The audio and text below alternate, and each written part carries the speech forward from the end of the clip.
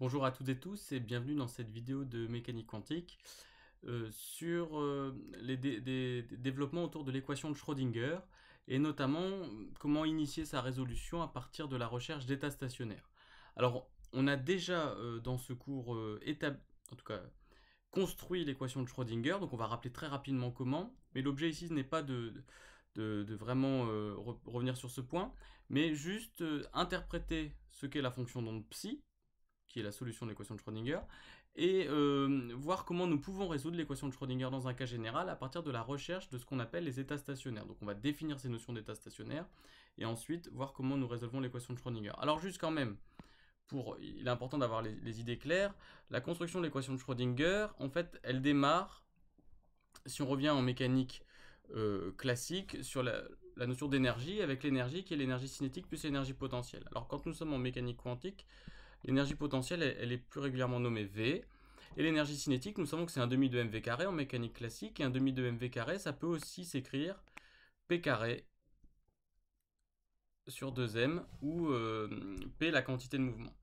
Et bien, à ça, nous allons appliquer la relation de Planck-Einstein, qui dit que P, c'est h bar k, donc qui a une quantité de mouvement d'un point matériel, associe en fait une onde de vecteur d'onde k, par la relation P égale h bar k, et aussi à une énergie associée la pulsation oméga, avec la relation de quantification E égale h bar oméga.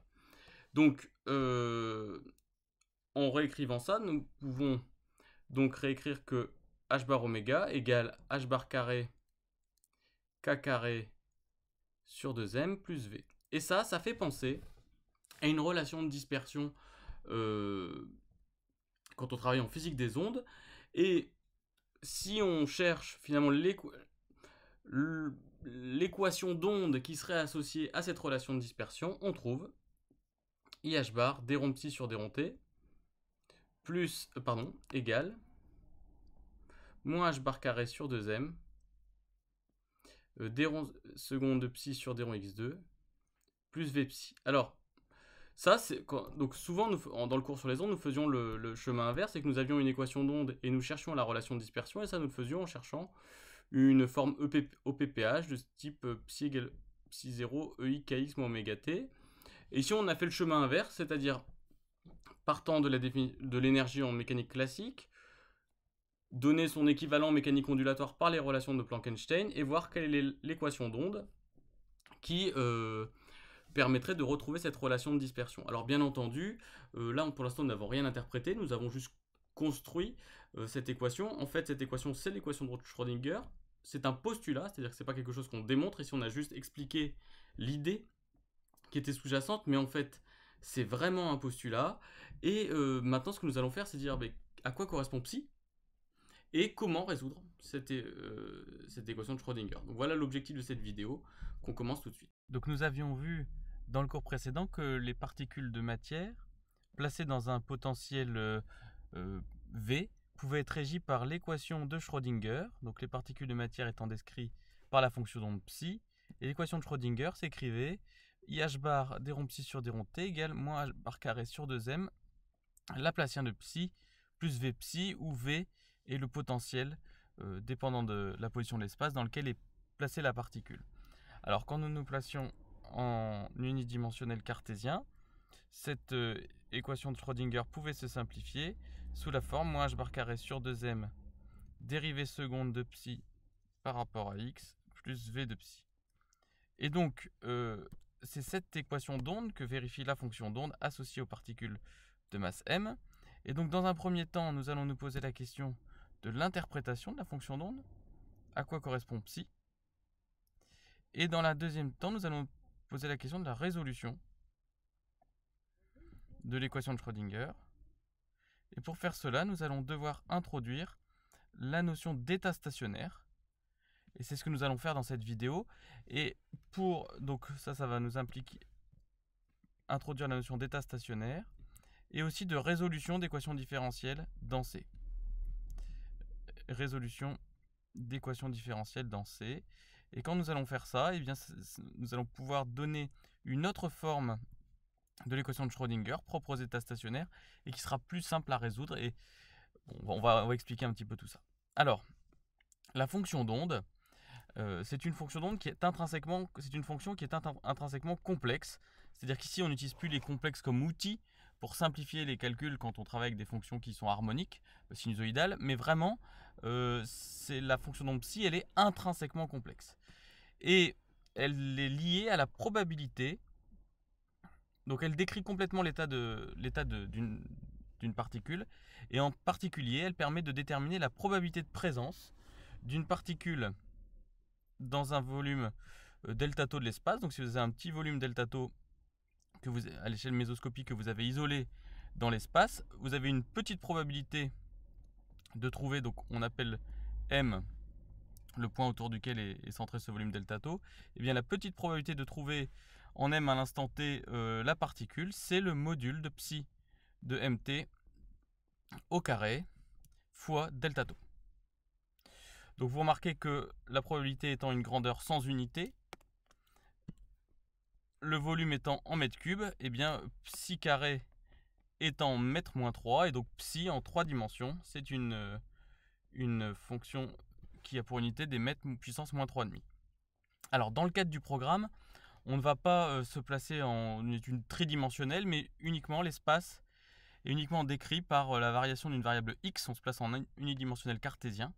Et dans ce cas-là, on va non plus chercher la probabilité de trouver la particule dans un volume delta tau, mais uniquement entre deux positions très proches, x et x plus dx. Et on comprendra bien que cette fois-ci, la probabilité à la place d'être proportionnelle à delta tau, elle sera proportionnelle à la largeur de l'intervalle, c'est-à-dire dx. Et donc on notera à ce moment-là, en unidimensionnel, la petite probabilité de trouver autour de x, c'est-à-dire entre x et x plus dx, la particule à l'instant t, et bien ce sera le module de psi carré de psi, bon, c'est pareil, le module de psi de x de t au carré fois dx. Donc, vous voyez, c'est la même logique qui sous-tend cette relation-là et cette relation-là. C'est la même logique, sauf qu'elle est adaptée en unidimensionnel. Donc cette fois-ci, la probabilité étant toujours sans unité, dx étant mètre moins 1, on en déduit que l'unité de psi, c'est le mètre puissance moins 1,5. Alors, on travaillera toujours avec des fonctions psi qui seront complexes. Donc il n'y a pas d'ambiguïté quand on parle de la fonction d'onde psi, elle est nécessairement complexe, donc souvent, vous ne voyez plus la barre qui est ici en dessous pour indiquer que psi est complexe, on l'enlèvera. Vous voyez, quand on travaille avec le champ électrique, par exemple, le champ électrique, c'était une grandeur réelle auquel on associait un signal complexe E bar, et quand on voulait revenir au signal au champ électrique de départ, on prenait la partie réelle. Bon, ici, ça n'a plus de sens. Avant, le champ électrique, c'était une grandeur intrinsèquement réelle et on prenait les complexes comme outils. Maintenant, la fonction d'onde, elle est intrinsèquement complexe. Donc jamais on ne prend la partie réelle pour retrouver une sorte de fonction d'onde réelle, ça n'a pas de sens. Et donc, on travaille toujours avec psi complexe, et comme elle est toujours complexe, c'est peut-être plus la peine de le dire, et des fois on note psi sans la barre en dessous. Bon, ça dépendra des énoncés, donc ça, il n'y a pas d'ambiguïté, donc qu'il y ait une barre ou pas en dessous, psi est une fonction intrinsèquement complexe. On introduit du vocabulaire. De cette relation-là, delta p égale module de psi carré dx, on déduit que le module de psi carré, c'est une densité de probabilité. Plus le module de psi carré en un endroit est grand, plus il y a de chances que la particule se trouve en cet endroit-là. Psi est appelé alors amplitude de probabilité.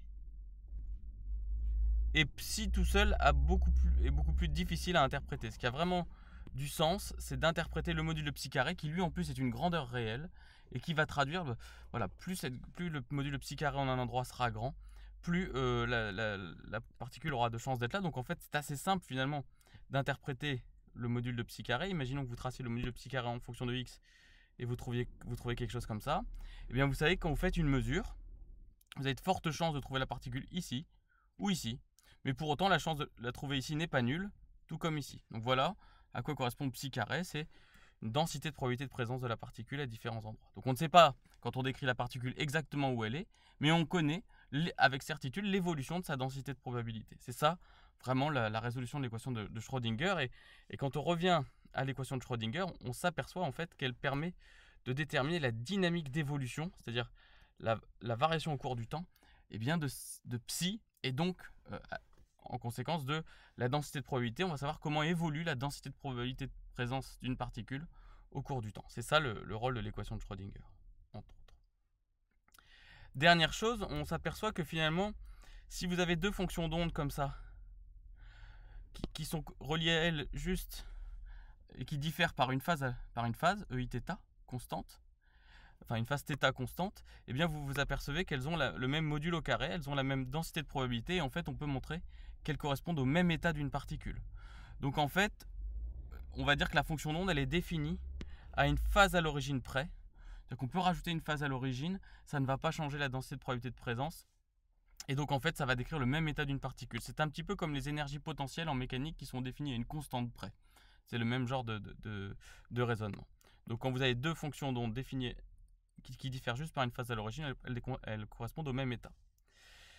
Et enfin, juste pour dire que psi décrit intégralement l'état de la particule à laquelle nous intéressons, et toutes les informations que l'on voudrait connaître sur la particule sont contenues dans cette fonction. Donc c'est ça un petit peu qu'on va apprendre à faire dans ce cours. Alors juste, je reviens sur ce schéma. Le schéma ici. On a vu que on représentait ici la probabilité de présence, la densité de probabilité de présence d'une particule en tout point. Il y a quand même une chose, donc on ne sait pas où est la particule. Elle peut être là, elle peut être là, elle peut être là. A priori, elle n'est pas là, car la densité de probabilité de présence tend vers 0. Mais on ne sait pas où elle est. Par contre, ce dont on est certain, si on a mis une particule à cet endroit, c'est qu'elle est quelque part.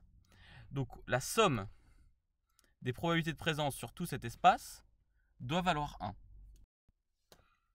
Alors nous allons traduire cela par ce qu'on appelle la condition de normalisation. Alors considérons un domaine de l'espace que j'appelle D, dans lequel on a placé la particule. On peut évaluer, dans le volume delta tau qui est ici, la probabilité de présence. Donc le volume delta tau, il est situé autour d'un point M. La probabilité de présence, nous avions vu, elle dépendait de M et de temps, et c'était module de psi de mt au carré, delta tau. Eh bien, ce que nous pouvons dire, c'est que si nous sommons toutes ces probabilités de présence sur tout le domaine D, nous devons forcément trouver la particule, et donc la probabilité de trouver la particule dans le domaine D est nécessairement de 1. Eh bien ça, c'est la condition de normalisation. Quand on somme toutes les probabilités de présence des particules autour de tous les points M du domaine, on doit trouver 1 car on a mis une particule dans le domaine. Alors nous travaillons plutôt en un dé cartésien. Donc le domaine de l'espace se résume en fait à un intervalle AB. Imaginons ici, nous savons que nous avons confiné une particule entre A et B.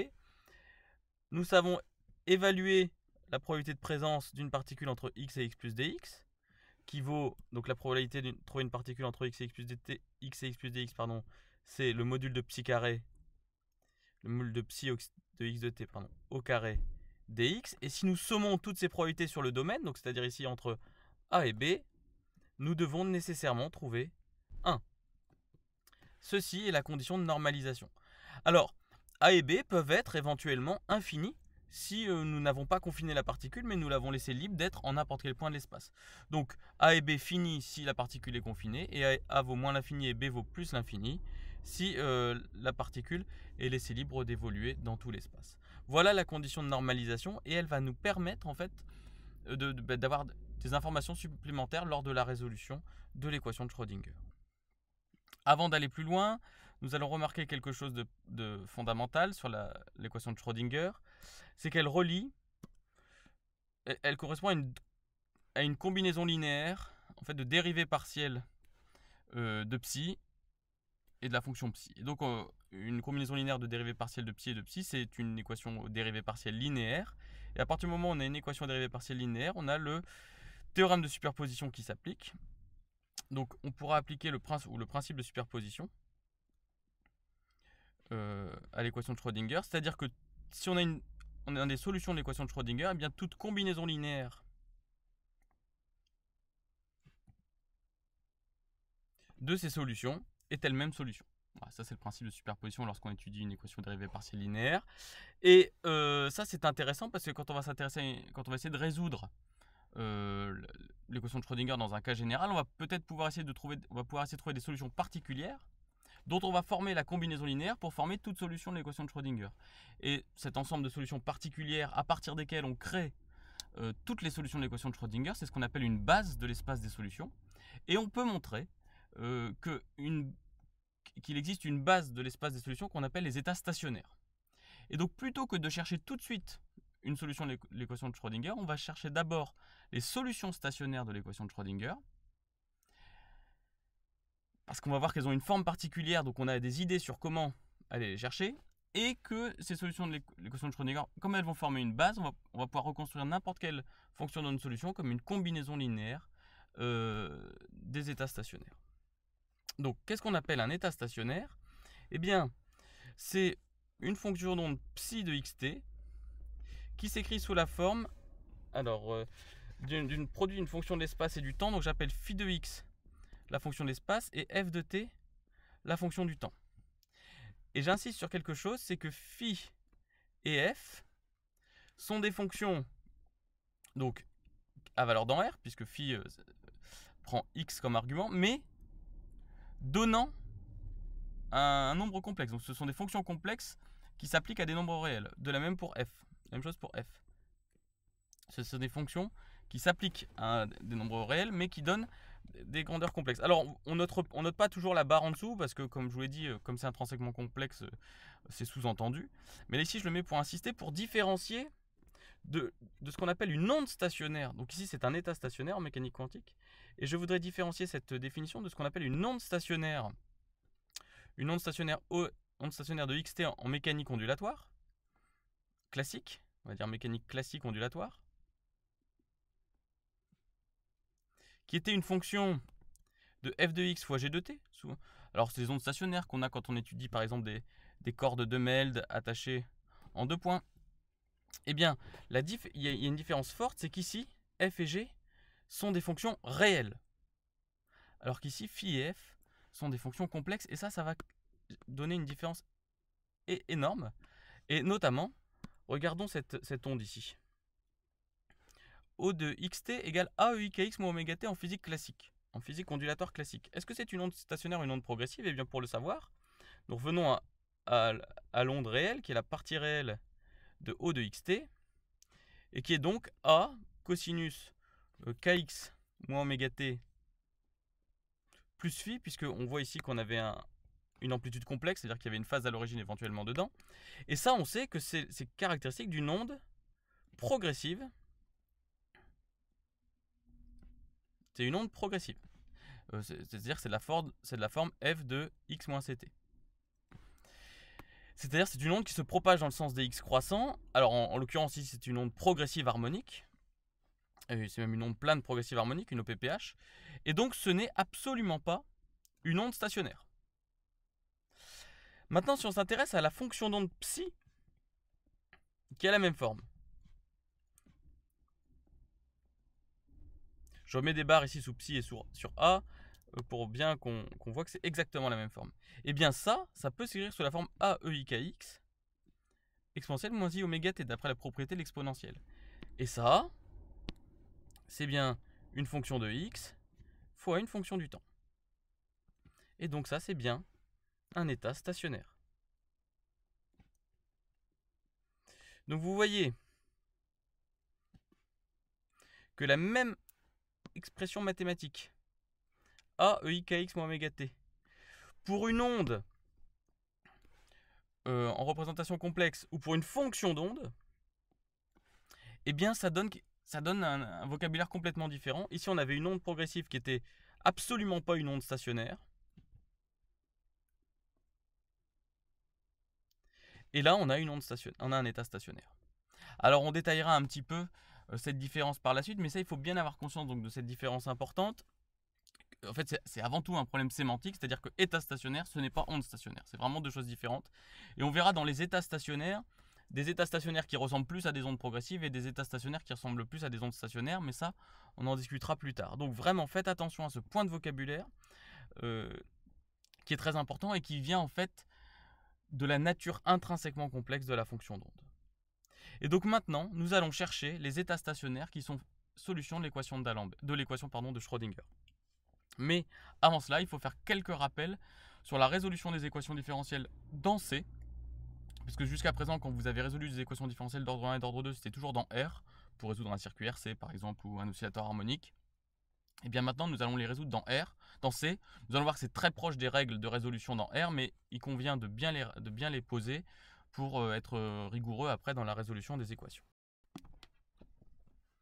Donc pour l'étude des équations différentielles dans C, c'est-à-dire que chercher des résolutions des fonctions complexes qui sont solutions d'une équation différentielle, eh bien on va se limiter en fait à des équations différentielles d'ordre 1 ou d'ordre 2. Et pour une équation différentielle d'ordre 1, alors la technique habituelle est toujours valable, hein, c'est-à-dire qu'on cherche une solution particulière à laquelle on ajoute la solution de l'équation homogène, c'est-à-dire l'équation sans second membre, à second membre nul.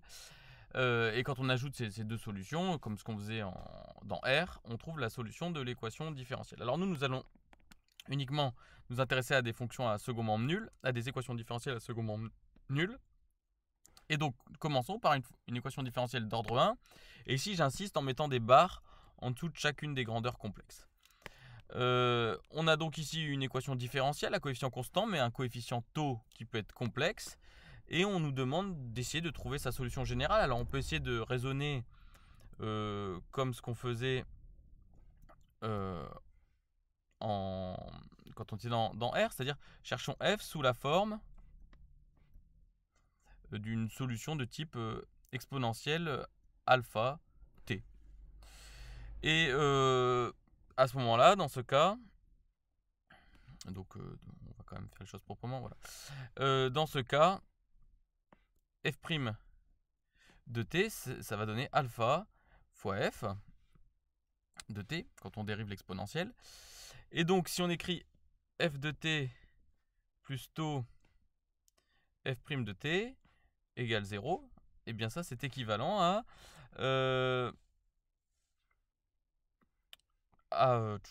on va remplacer donc f de t facteur de 1 plus tau alpha égale 0. Et après nous cherchons une fonction f qui n'est pas identiquement nulle.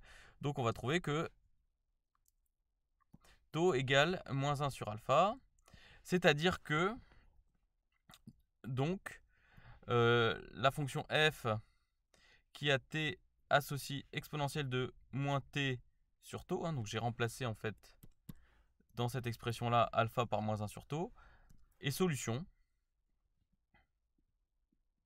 de l'équation. Et finalement de l'équation différentielle, on sait que c'est une équation différentielle d'ordre 1, donc on sait que l'espace des solutions est de dimension 1, et donc en fait il va suffire de multiplier cette fonction par une constante aussi intrinsèquement complexe, pour que cette fonction reste une solution. Et donc là, j'ai trouvé finalement l'espace des solutions de l'équation différentielle d'ordre 1.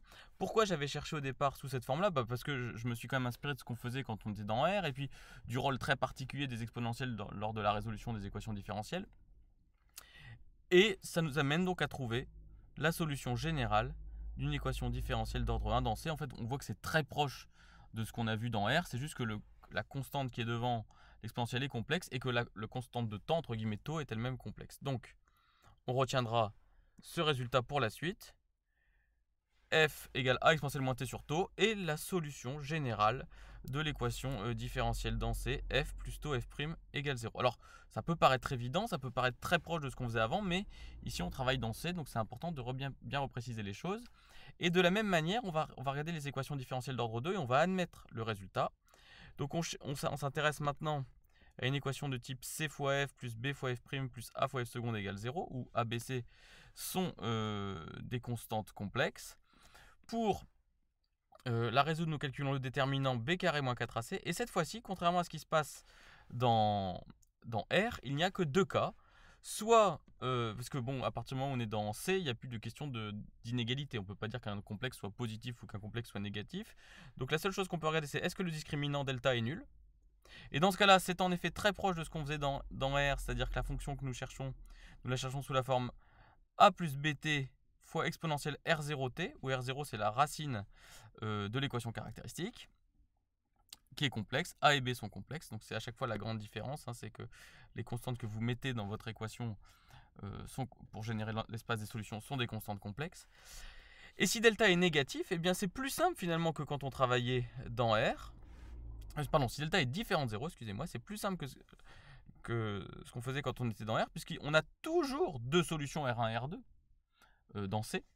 Et alors, F, ça va être finalement la combinaison linéaire de A exponentielle R1t plus B exponentielle R2t, avec R1 et R2 qui sont des solutions complexes, des racines complexes, et A et B qui sont aussi des paramètres complexes. Donc vous voyez, c'est très proche de ce qu'on faisait dans R, mais il faut quand même avoir le cadre de base pour résoudre. Et donc on va utiliser ces propriétés-là, et on va même les utiliser souvent dans des cas particuliers, notamment dans la forme d'un oscillateur harmonique complexe.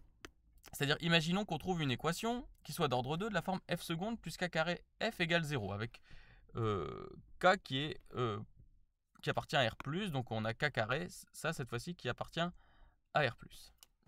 Comment résoudre cette équation? Eh bien, alors, nous allons écrire l'équation caractéristique pour commencer. R carré plus k carré égale 0. Alors, vous apercevez qu'ici, il n'y a pas besoin d'introduire le discriminant, puisque vous avez, pour la résoudre, vous avez directement R carré qui vaut moins k carré. Comme k est positif, ça implique que R égale plus ou moins I k.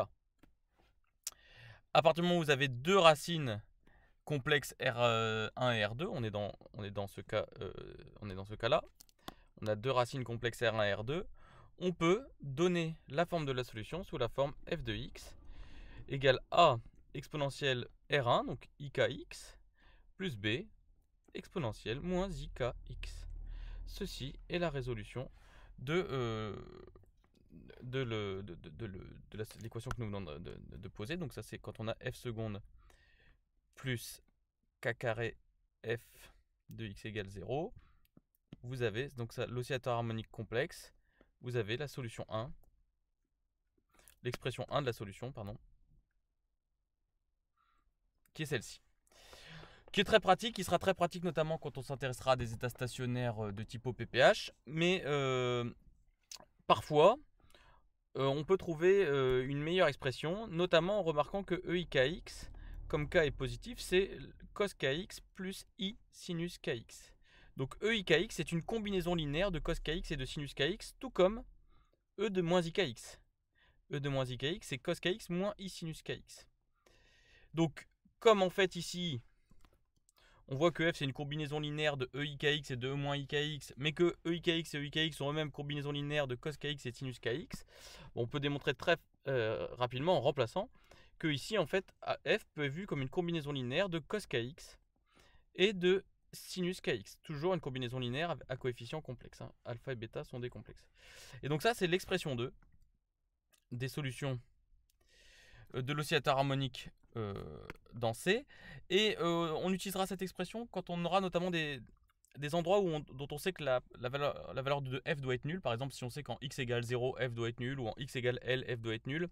C'est ce qu'on a typiquement lorsqu'on confine des particules dans un puits. Eh bien, l'expression 2, en général, sera plus utile. On choisira celle-ci. Donc celle-là, on choisira plutôt celle-ci lorsqu'on cherchera des formes OPPH, et celle-ci plutôt quand on aura du confinement. Mais on y reviendra à ce moment-là. Là, pour l'instant, on est juste là pour poser les outils. Mais voilà, vous voyez que selon les cas étudiés, l'une ou l'autre sera plus pratique. Il y a un deuxième cas qu'on rencontre souvent. C'est là où, cette fois-ci, on a un moins. C'est-à-dire que c'est plus un oscillateur harmonique. On a un moins. Alors, c'est moins k carré. Mais pour insister, je mets moins q carré. Pour insister sur la différence, sur le fait qu'on rencontrera les deux. Et donc, on va mettre f seconde moins q carré fois f égale 0, où q est une constante positive. Donc, on peut écrire encore une fois l'équation caractéristique. L'équation caractéristique, elle se résume à r carré moins q carré égale 0, q étant positif. Ça va donner r égale plus ou moins q. Et donc, je peux encore. Donc là, on est encore dans le cas ici où on a deux racines de l'équation. R1 et R2, on n'a pas une racine double, on a deux racines plus et moins q. Et dans ce cas-là, donne bien, f de x égale a exponentielle qx plus b exponentielle moins qx, avec a et b complexe. Donc ça, c'est pour quand on a f seconde de x moins q carré f de x égale 0. Alors ça, encore une fois, c'est l'expression 1. Et on va utiliser une autre propriété en termes de combinaison linéaire, c'est que le CH de QX, le cosinus hyperbolique de QX, c'est par définition E de EQX plus E de moins QX sur 2. Et que le sinus hyperbolique de QX, c'est E de QX moins E de moins QX sur 2. Autrement dit, le sinus hyperbolique de QX, enfin en gros, il y a une relation entre SHQX et CHQX qui fait intervenir des combinaisons linéaires d'exponentielle QX et d'exponentielle moins QX. Et donc, de la même manière que précédemment, on peut montrer que une fonction f, solution de l'équation ici, f seconde moins q carré f égale 0, peut s'écrire comme une combinaison linéaire de CH de QX et de SH de QX. Ça, c'est un résultat important aussi qui nous servira parfois dans les résolutions. Donc, voici la deuxième expression utile lorsqu'on a une équation de ce type. Donc voilà, en fait, essentiellement les cas qu'on rencontrera, soit cette équation-là, avec ces deux familles de solutions équivalentes, soit cette équation-là, avec les deux familles de solutions équivalentes. Donc ça, c'est quand on résolvera l'équation de Schrödinger indépendante du temps. Et ça y est, maintenant, on a tous les outils pour l'établir, cette équation de Schrödinger indépendante du temps. Donc, eh bien, on va y aller. Donc, l'équation de Schrödinger indépendante du temps, c'est en fait ce qu'on appelle l'équation de Schrödinger pour les états stationnaires. Donc, je rappelle, nous avons l'équation de Schrödinger. Donc ça, on va la rappeler. Équation de Schrödinger. Parce que c'est quand même notre but, c'est de la résoudre. Tout ce qu'on a fait depuis le début, c'est pour la résoudre. IH bar d rond psi sur d rond t, on se met en unidimensionnel cartésien, égale moins h bar carré sur 2m d de psi sur dx2, plus v de x psi. Alors psi, c'est une fonction, a priori, de x et du temps, je le rappelle ici, entre parenthèses.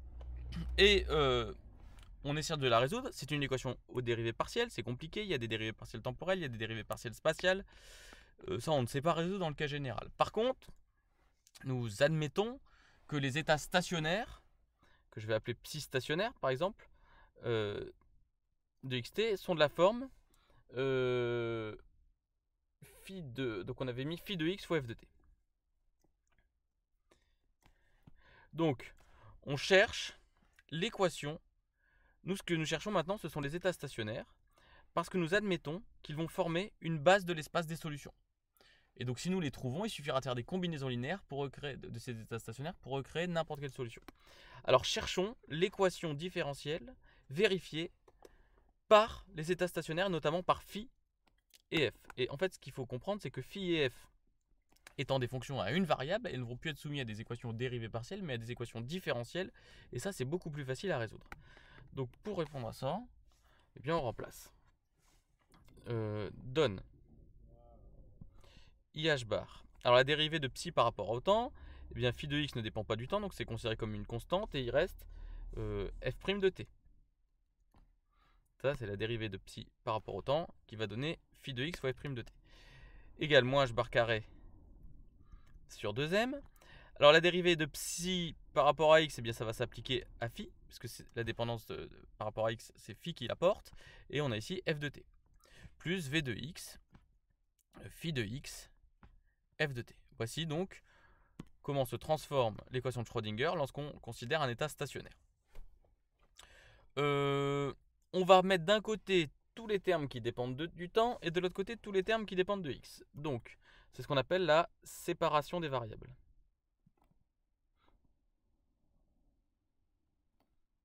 Donc, on a par exemple IH bar f' divisé par f. J'enlève les barres là en dessous des fonctions parce qu'on sait que tout est complexe. F' de t sur f de t égale, bon, et je divise par phi, en fait je divise par f et je divise par phi. Donc ça fait moins h bar carré sur 2m phi seconde de x sur phi de x plus v de x. Voilà ce qu'on appelle la procédure de séparation des variables. Et ce qui est intéressant, c'est qu'on remarque que ici, nous avons une fonction du temps qui est égale ici à une fonction de x. et qu'elles sont tout le temps égales. Bon, alors qu'est-ce que ça veut dire si c'est tout le temps égal? Imaginons que nous faisons varier x. Faisons varier x ici. Dans ce terme-là, faisons varier x. Si je fais varier x, ce terme-là ne bouge pas puisqu'il ne dépend pas de x. Mais si ce terme-là ne bouge pas comme il est égal à ce terme-là ne varie pas non plus. Donc si je fais varier x, ce terme-là ne varie pas. Autrement dit, ce terme est une constante. Ce terme-là ne varie pas non plus si t varie, puisqu'il ne dépend pas de t. Donc autrement dit, ce terme à droite ne varie pas si x varie et si t varie non plus. Mais si ce terme à droite ne varie pas si t varie et que x varie, eh bien le terme à gauche ne varie pas non plus si x varie et si t varie, puisque les deux termes sont égaux. Autrement dit, si j'ai une fonction de x qui est égale à une fonction du temps, en fait elles sont tous les deux égales à une constante. C'est l'intérêt d'avoir séparé les variables. Et par définition, je note cette constante E. Quel est l'intérêt de faire ça? C'est que je passe d'une équation à deux équations. Ça égale E et ça égale E. Et c'est ça qu'on va résoudre maintenant pour aboutir à ce qu'on appelle l'équation de Schrödinger pour les états stationnaires. Alors on va commencer par le côté temporel. Donc ça je peux quand même conclure. J'ai maintenant IH bar f' de t sur f de t égale E. Parce qu'elles sont toutes les deux constantes et égales à la même constante, les deux membres. Et donc moins h bar carré sur 2m phi seconde de x sur phi de x plus v de x égale E. Pardon. Non, il n'y a pas. Non, tout va bien. Donc voilà ce que nous cherchons à résoudre. Donc on va d'abord s'intéresser au côté à l'équation 1. Donc l'équation 1. Si je la réécris en multipliant par f, j'ai je peux l'écrire comme i h bar f' moins e f de t égale 0, et ça je vais le mettre sous forme canonique, c'est-à-dire je vais mettre f tout seul, donc f moins i h bar sur e f' égale 0, et ça j'ai une équation différentielle d'ordre 1 avec ici en fait un terme, ce terme là, qui s'identifie à plus un nombre complexe tau fois f'. Et ça, j'ai appris à le résoudre. Je sais que f est de la forme a exponentielle de moins t sur tau. Donc moins t sur tau, ça fait moins, donc plus t sur IH bar sur E. Ce que je peux aussi écrire, a exponentielle de ET sur h bar, sur IH bar, mais le 1 sur i, je peux le faire passer en moins i. Et donc, je peux écrire f sous cette forme-là. On regarde désormais la deuxième équation, celle sur phi. Et si on reprend l'équation 2 et qu'on multiplie par phi, on obtient que moins h bar carré sur 2m phi seconde de x plus v de x phi de x égale e fois phi de x. Ça, c'est l'équation vérifiée par phi. On ne va pas plus loin, puisque pour la résoudre, il faut en savoir davantage sur l'évolution du potentiel en fonction de x. Et donc, c'est ce qu'on fera par la suite. On traitera différents cas, la particule libre, la marche, la barrière. Donc, tout ça, ça sera différentes situations où le potentiel v en fonction de x n'évoluera pas de la même manière. Mais voici l'équation différentielle vérifiée par phi qu'il faudra résoudre. Et nous rappelons donc que ça, c'est ce qu'on obtient quand on suppose donc qu'on travaille avec des états stationnaires, c'est-à-dire que psi stationnaire sera de la forme phi de x f de t, et formeront, les états stationnaires de cette forme-là formeront une base de l'espace des solutions. Alors juste une remarque, vous voyez, il y a une constante a qui apparaît ici, donc une constante complexe bien évidemment, qui apparaît dans l'écriture de f. Quand on résoudra cette équation-là, il y a aussi des constantes qui apparaîtront en préfacteur de phi, de telle sorte que ces constantes se multiplieront, et on peut décider, en fait, sans perdre de généralité, de prendre a égale 1. On prendra a égale 1, de manière à mettre toutes les constantes, en fait, dans la fonction phi de x, et non pas dans la fonction f de t. Ça ne changera rien au final. Donc, Et on mettra les constantes, donc ça je vais le mettre entre guillemets, on mettra les constantes dans phi.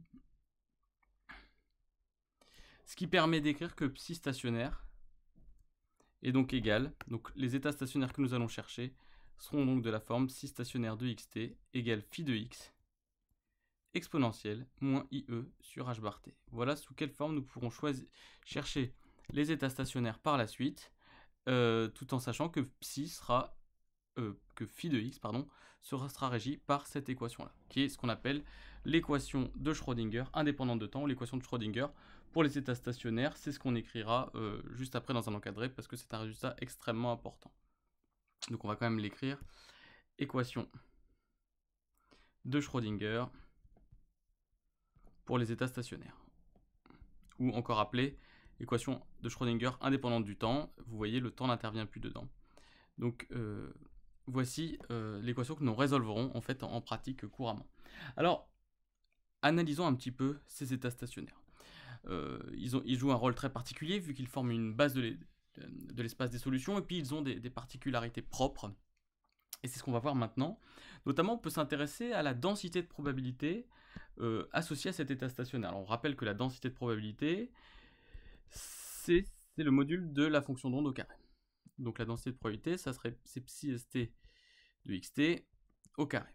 Et en fait, on s'aperçoit que c'est le module de phi de x au carré fois le module de moins IE sur h bar t au carré, puisque je peux prendre directement maintenant l'expression que nous avons trouvée pour la fonction d'onde stationnaire, et ça, par définition de l'exponentielle complexe, c'est 1. Donc autrement dit,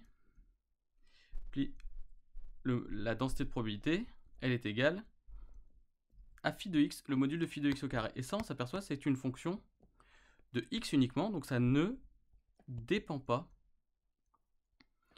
du temps. Vous voyez, la densité de probabilité associée à un état stationnaire ne dépend pas du temps. Qu'est-ce que cela signifie? Je vous ai expliqué que le module de psi carré, ça définissait la densité, alors je vais en dessiner un autre pour ne pas dessiner toujours le même, la densité de probabilité de présence de la particule en fonction de x. Donc ça veut dire quoi? Ça veut dire que si vous avez un système qui est dans un état stationnaire, eh bien, vous pouvez prendre une photo, ici à un instant donné, de la densité de probabilité. Si vous revenez dans 1 heure, dans 2 heures, dans 3 heures, si vous n'avez pas interagi avec le système, la densité de probabilité sera toujours la même. C'est-à-dire que les positions de probabilité maximale de présence de la particule seront toujours les mêmes. Ça ne veut pas dire que si on fait 2 fois la même mesure, on trouvera la particule au même endroit, mais on sait que les probabilités qui gouvernent le résultat de la mesure, elles seront les mêmes. Et ça, on peut le dire avec certitude pour un état stationnaire. Ce qui n'est pas le cas d'un état quelconque. Si vous prenez une fonction psi de x de t quelconque, on peut imaginer que cette figure-là, cette densité de probabilité se déplace au cours du temps, par exemple dans le sens des x croissants, si on a des particules qui se déplacent vers la droite. Mais en tout cas, si on est dans un état stationnaire, on est certain que la densité de probabilité est indépendante du temps. Donc ça, c'est extrêmement important. Ça veut dire que la probabilité de présence, si un système est dans un état quantique stationnaire, donc si un système est dans un état quantique stationnaire,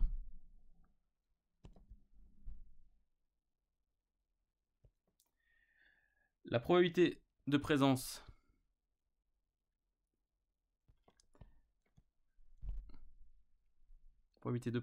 de la particule dans un endroit donné d'espace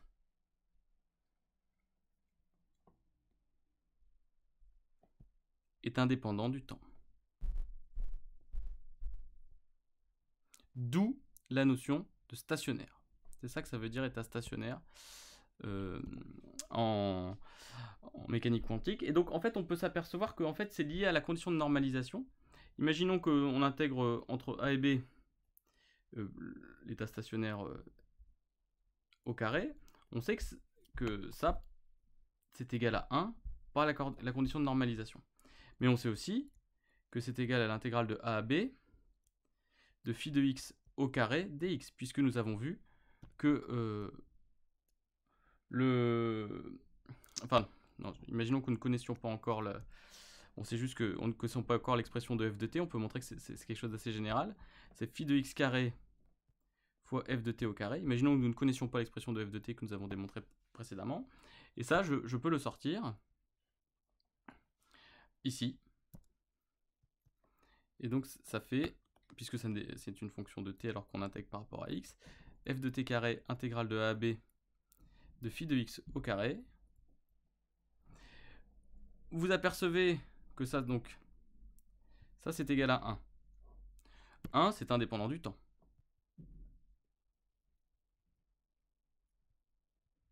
Ce terme ici est aussi indépendant du temps. Bon, bien nécessairement, si le module de f de t carré fois un terme indépendant du temps est indépendant du temps, alors le module de f de t carré est indépendant du temps. Et donc, psi carré d'un état stationnaire qui est égal au module de phi de x au carré fois le module de f de t au carré est indépendant du temps. Donc vous voyez, même sans connaître la forme de f de t, qui est exponentielle moins IE sur h bar, ce qu'on a montré, mais même si on ne connaissait pas cette forme, rien que d'écrire la condition de normalisation et le fait qu'un état stationnaire c'est le produit d'une fonction de l'espace et d'une fonction du temps, permet de démontrer que le module de psi carré est indépendant du temps. Donc voilà, on peut dire en quelque sorte que le fait que le module de psi carré soit indépendant du temps est une conséquence finalement de la condition de normalisation. Donc ça c'est une petite remarque. On peut démontrer le caractère indépendant du temps du module psi carré sans avoir résolu l'équation vérifiée par f de t. Voilà. Donc on va résumer tout ce qu'on a vu dans un encadré, parce qu'il y a beaucoup de choses importantes. Donc les états stationnaires de l'équation de Schrödinger s'écrivent sous la forme psi stationnaire égale phi de x exponentielle de moins IE sur h bar t. Ou phi de x, qu'on appelle parfois la fonction d'onde spatiale, puisque c'est la partie de la fonction d'onde qui dépend de la coordonnée spatiale, vérifie l'équation de Schrödinger indépendant du temps, moins h bar carré sur 2m, phi seconde, ou d de phi sur dx2, c'est plus v de x, phi de x, égale e phi de x. Voilà l'équation. Alors je ne suis pas obligé de mettre, voilà, je condense un petit peu, plus v de x phi égale e phi. Ce qu'on appelle l'équation de Schrödinger indépendante du temps ou équation de Schrödinger des états stationnaires. Et il y a quelque chose que je ne démontre pas mais qu'on doit admettre ici. Vous remarquez qu'ici ça ressemble fortement à ce qu'on a l'habitude d'avoir, qui est quelque chose du type exponentielle i oméga t, donc ici moins i oméga t. Et vous voyez que ça c'est particulièrement cohérent avec le fait que E c'est h bar oméga, ce qui est la relation de Planck-Einstein. Donc quand on voit ça, on se dit qu'en fait le E qui est apparu quand on a fait la séparation des variables, qui était, vous vous souvenez, on avait une fonction de x qui est égale à une fonction du temps, on a dit que c'était une constante qu'on appelait E, et bien on va admettre que ce E là c'est l'énergie associée à l'état stationnaire.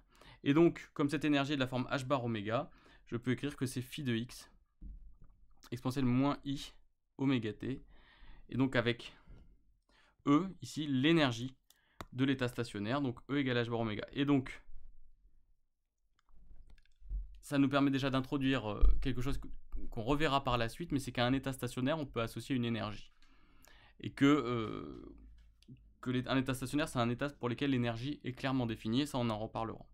Alors, on sera obligé de résoudre cette équation, et des constantes apparaîtront qu'il faudra déterminer. Pour cela, on aura besoin de la condition de normalisation. Nous nous souvenons que la normalisation consiste à dire que on est certain que la particule est quelque part, donc la somme des probabilités de A à B de trouver la particule vaut 1.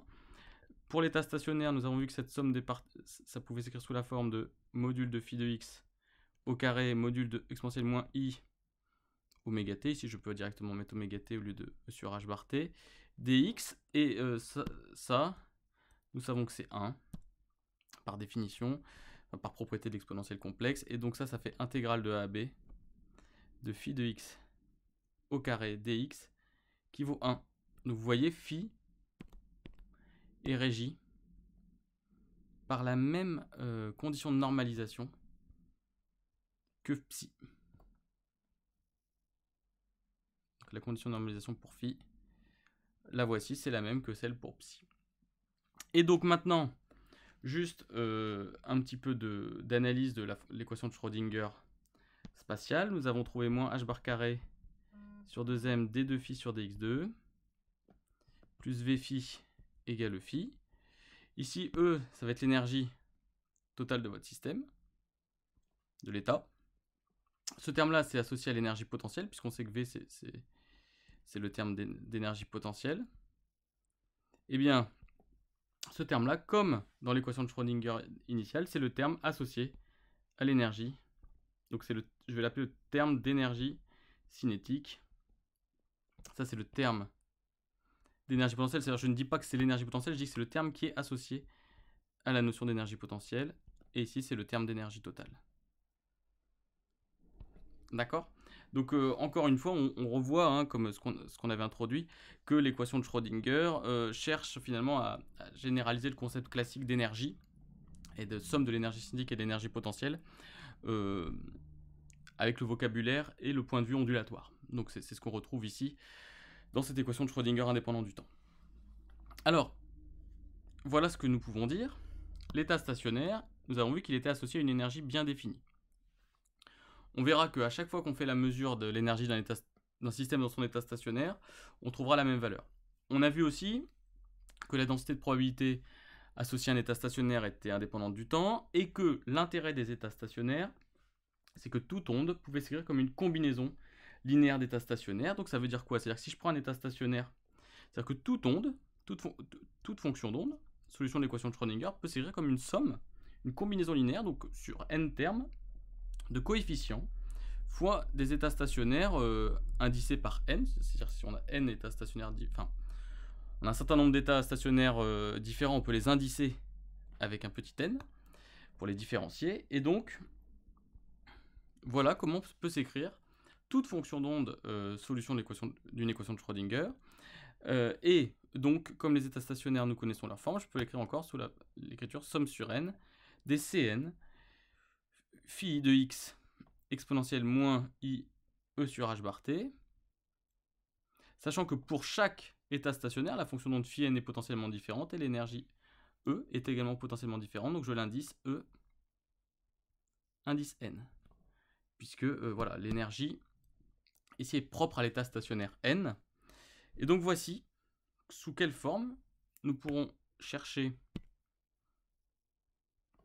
les solutions de l'équation de Schrödinger une fois que nous aurons trouvé les états stationnaires. Donc vous voyez bien, c'est vraiment cette formule-là qui est importante. Vous voyez bien l'intérêt de rechercher d'abord les états stationnaires pour construire ensuite toutes les solutions de l'équation de Schrödinger. Et donc maintenant qu'on a traité les généralités sur l'équation de Schrödinger, eh bien il s'agit désormais d'étudier les cas particuliers, la particule libre. Alors la particule libre, c'est quand V égale 0, absence d'énergie potentielle, absence d'interaction avec l'extérieur. Et puis ensuite, que se passe-t-il lorsque le potentiel V, eh bien par exemple, à un moment donné, subit une discontinuité, c'est ce qu'on appelle une marge de potentiel. On peut aussi définir une barrière de potentiel. Donc vous voyez, un potentiel nul, un certain potentiel V0, un autre potentiel nul, ou encore un puits de potentiel, c'est-à-dire un potentiel élevé, puis d'un seul coup un potentiel nul, et un potentiel élevé. Donc ça, ce sont tous les cas que nous allons traiter par la suite, mais qui reprendront les outils que nous venons de développer.